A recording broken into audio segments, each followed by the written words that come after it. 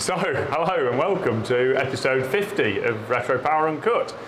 I'm going to wander up out of the pit.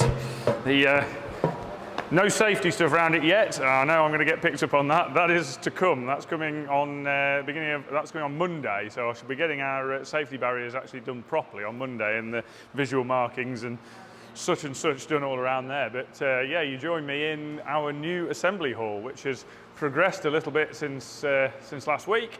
We've now got the various bits of wiring finished off. The walls are painted.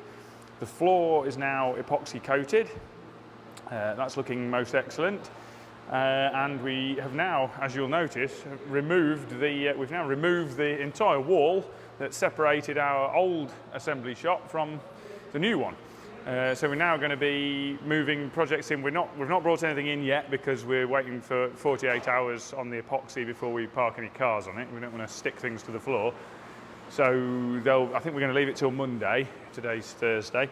We're going to be bringing we'll be bringing the first 4 projects into here on Monday morning, and toolboxes will move in here, workbenches move in here, and basically we start work in the new workshop on Monday morning. So yeah, there's been varying degrees of carnage during the week, and I've been doing quite a lot of steelwork removal, but we've got all that done now. Doors are now all secure. Doors have been sorted out and tidied up, and bits of modification there. And yeah, we're really happy with the space now. We'll be eager to get using it and making use of it. And yeah, it's just something we've needed for a long time. So finally, we're getting there. Now there's a lot more work to go, so you'll be keeping an eye on that, because we'll be putting the new old paint booth in next. So that's the next round of diggering and concreting to come. So you'll be able to follow the trials and tribulations of that lot happening next. But back to cars. I'm standing next to Project Vader Chevette, which is looking quite impressive in here now. We've brought that in. That's going to be moving into the new assembly shop on Monday morning, and yeah, we're going to get cracking on with getting that assembled. We've got a variety of parts waiting to go on. There's a few bits we still need to get, but the bulk of it's here ready, waiting to go on. The first stage of that is that the car's through here now, ready for Max from Bremax, who does all the main sections of all our wiring looms. He's coming here tomorrow to do the initial wiring layout. Carl's getting that prep for Max to get the initial wiring layout done in this, so that all the connections for the the PDU and the ECU are all sorted, and all the main loom sections. We'll be putting the small termination looms onto all of that, but Max and Bremax do all the main sections of loom for the car to a very high standard. It's one of those jobs where it took us a long time to find a company that could do that work. We used to do that work in-house, and it's taken a long time to find a company that would work to the right standard. And Bremax certainly do. They've been excellent. We're really very happy with that. So that's the first stage, is getting the wiring loom underway for that. And as I say, it'll be coming through Monday morning, and it'll be back into the assembly mix. So that's great. I shall move on this way, because one of the major steps forward this week has been on Utah. With the last week, you had the pleasure of seeing all the chrome work arrive, which was beautiful and really satisfying. Seeing all those final trim items for the exterior of the car arrive.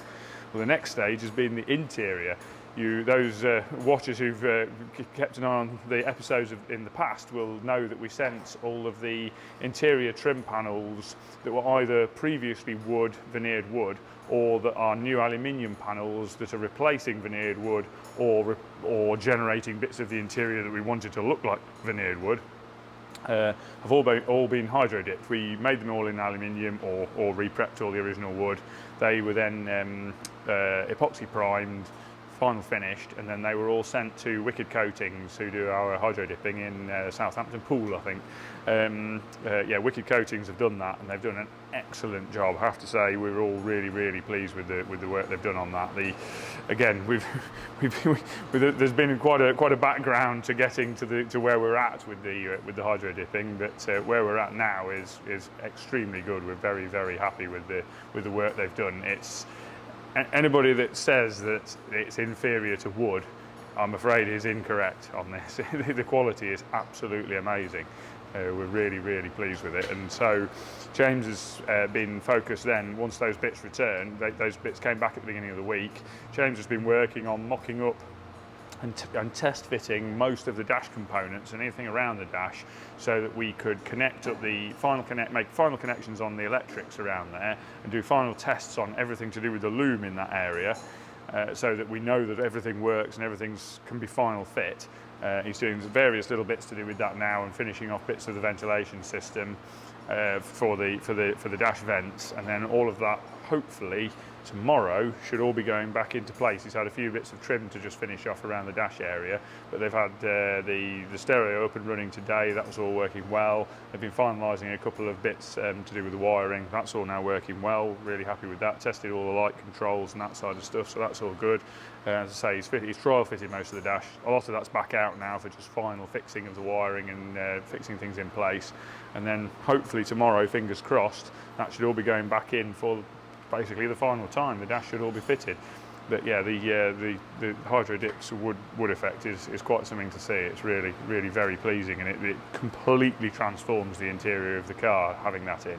It's just a different car altogether. With that and the chrome work now, suddenly it looks like obviously not a Mark II Jaguar, because it kind of half isn't, but it looks an actual art piece now with the chrome work and the hydro dipping in place. It really is quite an art piece now.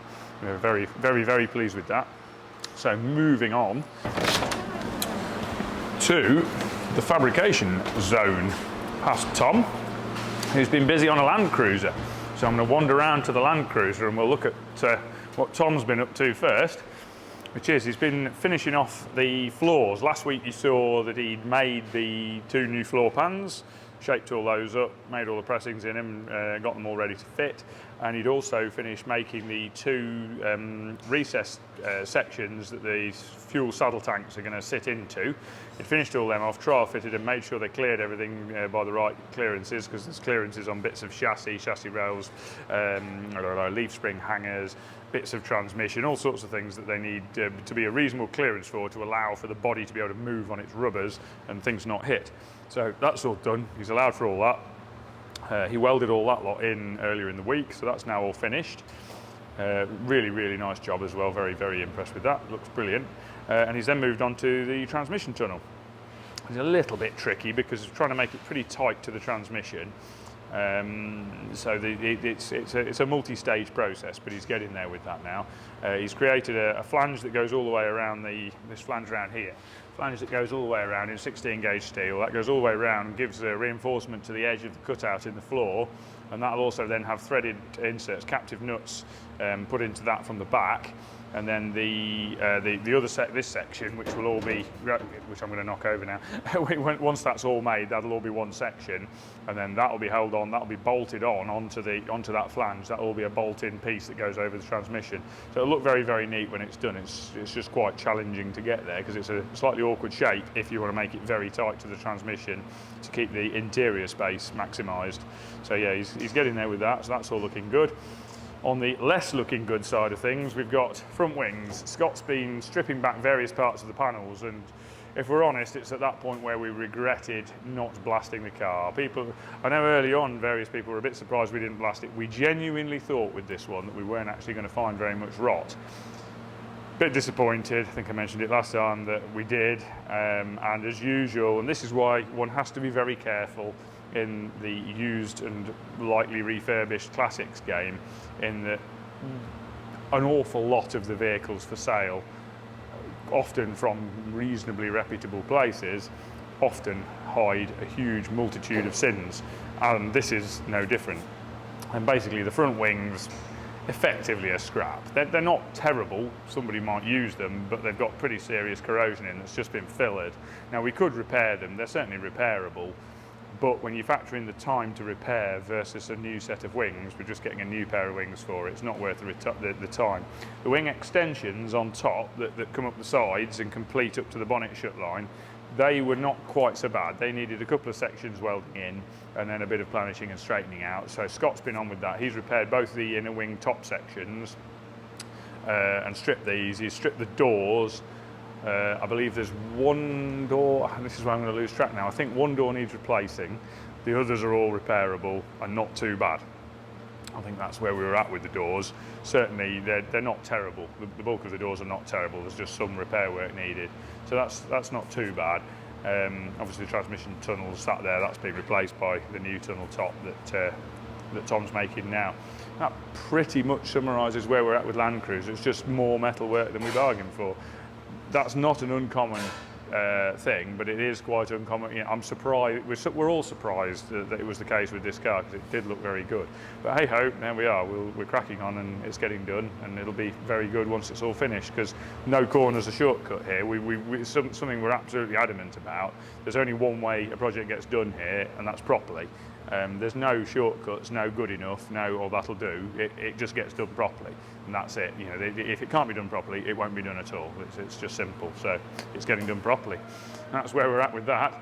Over to the Morris. I'm pointing over there. I'm not going to bother walking over to it because there's not really anything particular to look at. Stu's been battling on with some really challenging fiddly bits of engineering, which we mentioned last week, which was the new bonnet catches. They're being a bit of a swine to do. No great surprises there, these things always are. So he's cracking on with that now. He's pretty much got the design finalised to a point where it works reliably. We had an issue with it not working very reliably.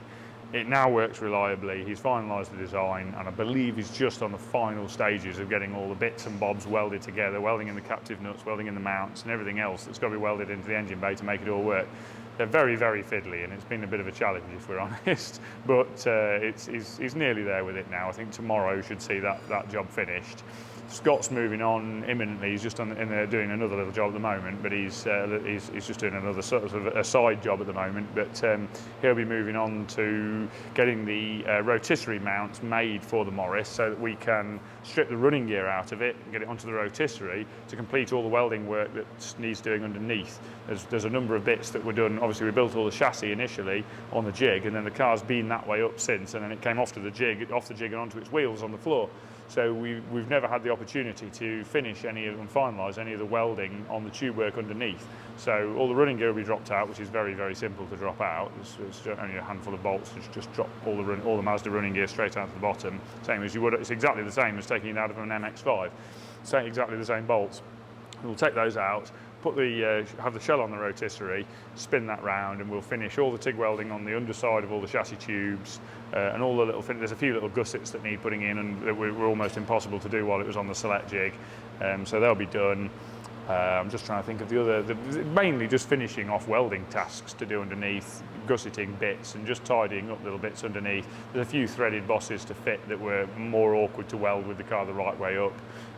Provisions for plumbing that need putting in, and for wiring clips, and for mainly pipe clips actually. Provisions for pads to screw those onto, that sort of stuff. That all needs finishing off once the car can be spun upside down, or at least onto its side. And then we're perilously close to the body shell being metal finished at that point, and then we'll be able to get it then at that point, obviously, to remind viewers of the process. Once the metalwork stage is all completely sort of signed off and finished, we'll then reblast the car, zinc metal spray it, and then we go into the long period of body prep, and it moves on that way. And I'm just trying to think whether I've missed anything out. The body shops, I can't really cover anything on the body shop because that's been almost solely focused on the project I can't tell everybody about. So all will be revealed at some point in the future on that one. But at the moment, that's a secret project. So the body shop's been very busy with that one. So I can't really cover anything in terms of bodywork this week. So you'll be able to see all that in the future. I think other than that, I think that's pretty much covered everything. So until next time, have a good one, and we shall see you soon.